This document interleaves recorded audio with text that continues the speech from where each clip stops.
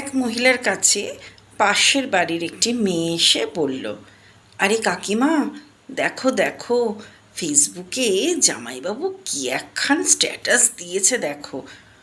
তখন সে কাকিমা ভদ্রমহিলাটি খুব উৎসুক হয়ে বলল, কই দেখি দেখি দেখা। দেখে তো মহিলা আনন্দে আত্মহারা। ওরে নিরু, আমি জামাই নই, সাক্ষাৎ যেন একটা ছেলে পেয়েছি। স্টেটাসে লেখা ছিল, মাই ওয়াইফ ইজ মাই লাইফ। এটা দেখেই মহিলা এত আত্মহারা হয়ে গেল, নিরুকে তো জড়িয়ে ধরে একটা চুমুই খেয়ে নিল। তারপর বলল, দেখ, আমার মেয়ে ছেলে চয়েস করতে কিন্তু একটুও ভুল করেনি। যদি আমরা দেখেও দিতাম, এত ভালো জামাই আমরা হয়তো পেতাম না। তুই কি বলিস নিরু? নিরু তো সেখান থেকে চলে গেল। পরের দিন আবার নিরু দৌড়ে দৌড়ে এলো।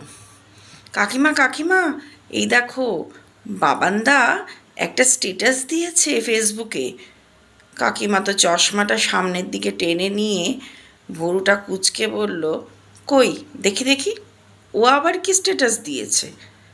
কাকিমা তো দেখেই তেলে বেগুনে আগুনে ঝুলে উঠল। সেখানেও একই স্ট্যাটাস দেওয়া, মাই ওয়াইফ ইজ মাই লাইফ।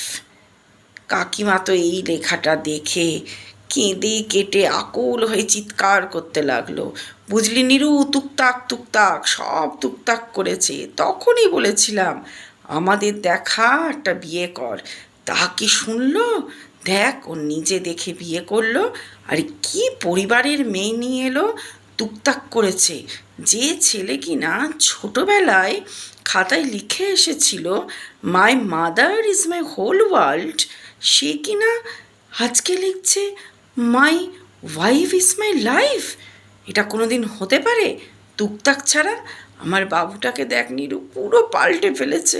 তুকতাক তুকতাক। ওই জন্য জানিস তো, ভালো পরিবার দেখে, ভালো বংশ দেখে মেয়ে নিয়ে আসতে হতো। দিতাম আমরা বিয়ে, এরকম করতে পারতো, ঠিক বংশ দেখে ভালো মেয়ে নিয়ে আসতাম।